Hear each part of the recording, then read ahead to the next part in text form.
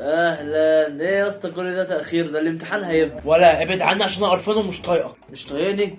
في ايه يا اسطى مالك؟ لا مفيش، قاعدين طول السنه ما فتحناش كتاب وعمالين نتمرقع، وفي الاخر قاعدين في الامتحان اهوت وهنسقط. ايه يا ابن الاحباط والتشاؤم ده على الصبح؟ خليك متفائل كده. طب اقول لك نكته. مره واحد ابوه بيساله انت شلت الماده ليه؟ قال له اصلا ما كنتش قادر تقف.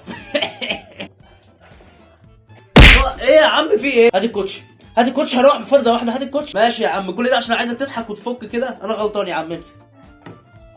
السلام عليكم ورحمه الله تعالى وبركاته. يا نهار اسود، هو اليوم باين من اوله. يا ريتنا كنا ذاكرنا. انت جاي تقول يا ريتنا وما يا دلوقتي؟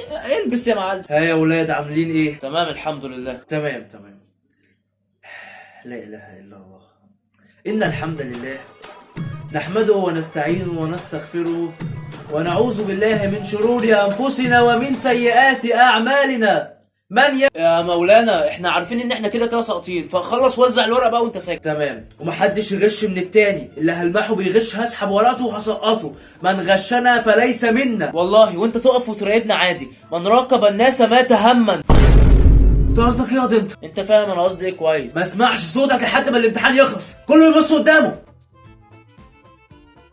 اسطى ايه عايز ايه؟ لسه ما حلتش السؤال الاول. لا ما انا مش عايز السؤال الاول، انا عايز السؤال بتاع الاسم ورقم الجلوس ده. اكتب فيه ايه؟ يا ابني يا ابني انت عبيط يا ابني. اسمك، اكتب اسمك ورقم جلوسك، سهله اهي. تصدق صح يا ابني الدحيحه، شكلك بتضح وهتقفل. انا سامع صوت ليه؟ كل واحد يبص في ورقته. يا عم اقعد بقى شويه انت كمان.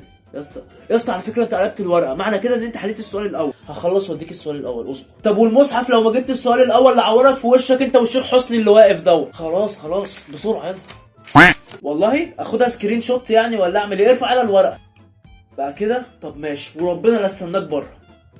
ما بديهاش بقى.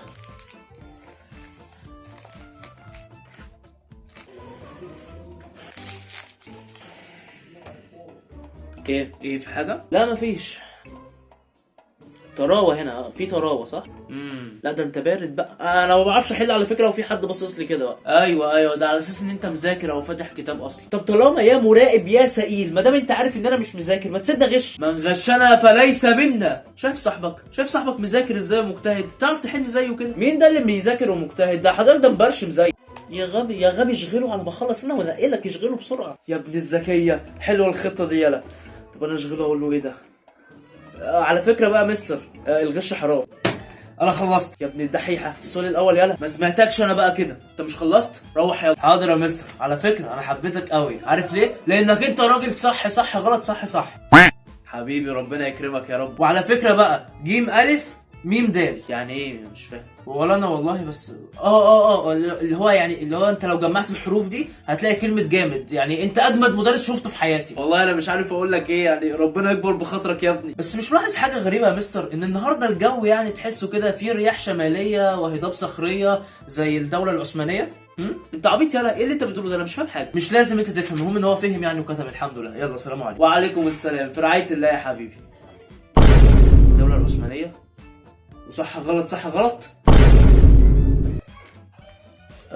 انا خلصت على فكره. بقى انا يتلعب بيا الكوره. ياما